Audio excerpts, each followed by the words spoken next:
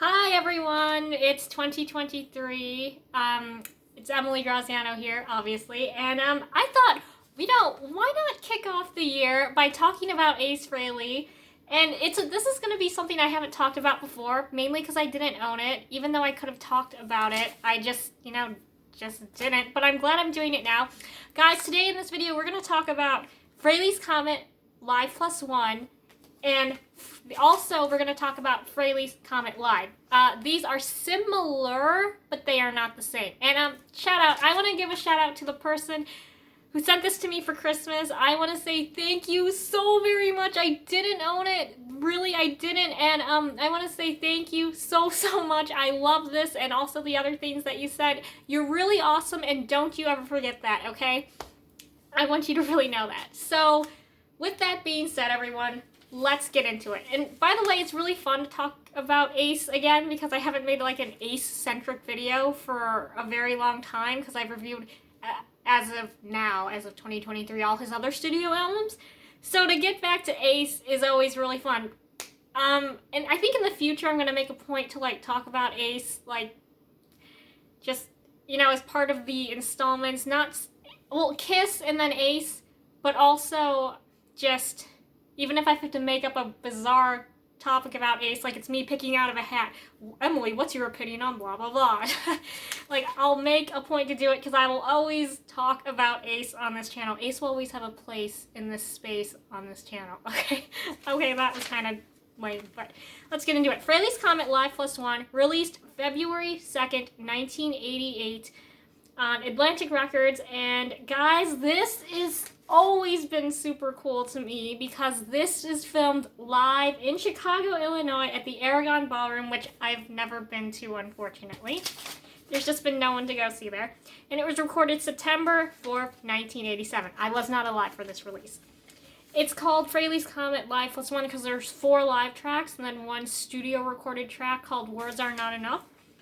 And that comes from a 1985 demo, but what appears on here is a shorter version of that. I would like to listen to the original longer demo, which I haven't. Maybe I should have done that, but I'm gonna probably do that right after I record this video. But guys, the set list is short, but it packs a punch. First, they open with Rip It Out, and they say, you want him, you got him, at Frehley's Comet, which is kind of a riff on You Wanted the Best, You Got the Best, and I really love that. I think that's very cheeky, and I adore that. And then Ace goes in to Breakout. So he's catering to the Kiss fans, which a majority of the audience probably is. And then he does, something from his album, his Frehley's Comet album, which is always a good balance. And then he does something really cool. He's like, we're going to preview this new song on the new album, which would eventually be Second Sighting. We're going to do Something Moved, and it's a Todd vocal, as we all know. But let me think about this for a second. Let me discuss this. The fact that Ace previews a song here from a new album makes me think, wow, that's so cool, like to be there in that moment and you hear a preview of a song from a new album that's going to be on the new album. They don't do that today anymore. Like growing up, if it was like, I don't care, some stupid Disney Channel artist or any other artist in concert, like I never heard about that concept from other artists. But the fact that back then, in the golden era of concerts and radio, they would preview songs like that, that must have been a very awesome feeling to hear a new song on the future album from one of your favorite artists. Like, they don't do that anymore. That's really cool. Okay, so after that, he goes back into Rocket Ride. He's like, we got time for one more! And of course, he has to close with Rocket Ride because, well, come on, everybody in the audience is going to know the lyrics to that. So that's just really, really fun. And then Words Are Not Enough. I think this is a really fun, energetic, tongue-in-cheek song. Ace needs physical action, not just words, to feel like a man in love. I'm going to regret saying this, people. But I think it's really, really fun and cool, and it's interesting that this song is only exclusive to here. Personally, I don't know if that was intended, like, oh, it's going to be exclusive only to this, or they were going to put it on Second Sighting and it didn't make the cut. I'm not sure. But the thing is, people, we have it. It made it to a release, and that's the main thing. So Frehley's Comet Live +1 always has a place in my heart. I always knew it was recorded live in Chicago, but to really own it is super special. Again, thank you to the person who sent it to me for Christmas, because you have absolutely no idea how much I adore it. So thank you. Okay, next up, guys, we're going to talk about Frehley's Comet Live, and this version was a Record Store Day release in 2019, but you probably are familiar, those of you who bought the VHS called Live +4 that came out in 1989. The tracks on here, and not all of them are on here, they were pulled from that VHS release. And this was recorded live in London, England at the Hammersmith Odeon on March 19th, 1988. The first thing because this was actually a gift, and I told the friend who sent this, this album is really cool because it was recorded live in London, and I'm an Anglophile. And then I had to tell them, oh, an Anglophile is a person who's obsessed with like British and English culture. So it's interesting that not everybody knows what an Anglophile is, but if you didn't know, I just told you what it is. Okay, so we have Ace Frehley live in Chicago and London, 2 cities that mean so much to me. Even though at the time of this recording I've never been to London, everybody knows, I think, on this, if you watch this channel, or if you know me or you follow me on social media, or you know me personally, you know how much London means to me. It's like a spiritual home at this point in my life. It's like a spiritual thing, I think. Anyway, guys, there is one notable difference between this and this. This has the classic lineup of Frehley's Comet, but for this, Anton Fig has left and is replaced with Jamie Oldacre. And guys, I honestly did not know this until I looked it up, but Jamie Oldacre, he passed away in 2020 due to cancer complications. He beat it once and then it came back in like, what, I think it said late 2018 or something, and he died at a relatively young age, I think in his 60s. So that's really sad. I'm like, whoa, because I wanted to know, like, oh, what's he doing now? Just to know off the cuff, what's he doing? I'm like, oh my god. So that was a shock to me. But let's get into the set list. They open again with Rip It Out. I think at this point in Ace's career, he was opening with Rip It Out, but no one's going to argue with that because Rip It Out is just the perfect opener. I mean, at the concert I went to in 2021, he opened with Rip It Out. Like, no one was complaining, everyone was psyched.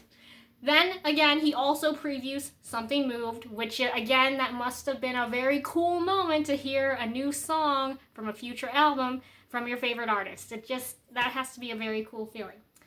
Up next, he plays Cold Gin, so he goes back to, his roots with Kiss, and again, nobody's going to complain about that. Up next, his most famous song with Kiss, Shock Me. Again, keeping that crowd energy, really, really fun. Then he goes back to Frehley's Comet with Breakout, and Breakout, I wish he would play Breakout like today in the set list. If he played it, I think the fans would really enjoy it, especially because he hasn't been playing it lately. To put something that you haven't played in a very long time back in your live set list, you're just going to make the crowd go nuts, catch on fire, and it would be really cool. And then he ends with Rocket Ride. Again, I think around this time he was ending his set lists with Rocket Ride. And that's always a fun thing because, it just is. It's very fitting as an end song on the set list. So I think that's really fun. But anyway, I'll show you the inside, which is actually fun. The sleeve here is actually advertising for Live +4. Guys, I do not have a VHS player, so I do not have Live +4, not even on VHS, I don't think. And if we do have Live +4, it's down in the crawl space because we don't have a functioning VHS player. So we may or may not have it, but I definitely haven't watched that VHS. But I think I've seen footage on the internet, and Ace, he has a permed hairdo, if I'm thinking of the correct video, and it's like, oh Ace, I just want to go on record and say never perm your hair ever again. Like, I think perms are actually the worst type of hairdo.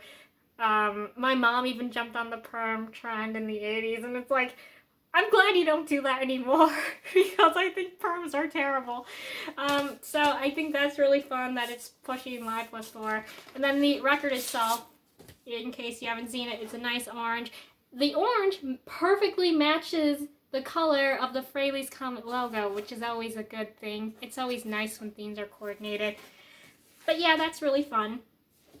So, guys, I think it's really fun that both these live recordings of Frehley's Comet exist on a physical media form because, you know, there's the internet, but having the product is always a fun thing. And the fact that these are Chicago and London, and it's Ace, that means so much to me as a fan, as a nerd who lives in Chicago and wants to visit London and is an Anglophile.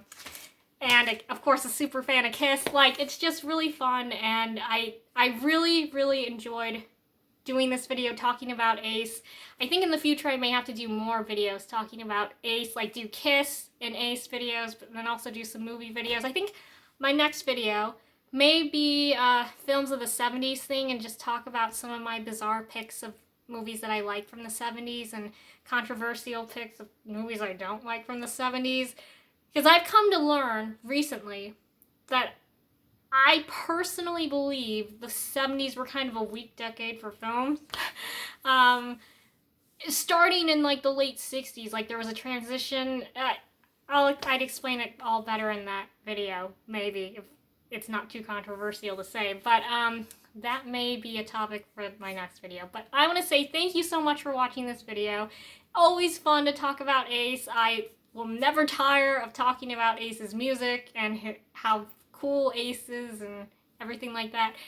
I'm Emily Graziano. Thank you so much for watching. Happy New Year. I wish you a happy, healthy, and safe 2023. I will see you in the next one. Thank you for watching, and bye-bye.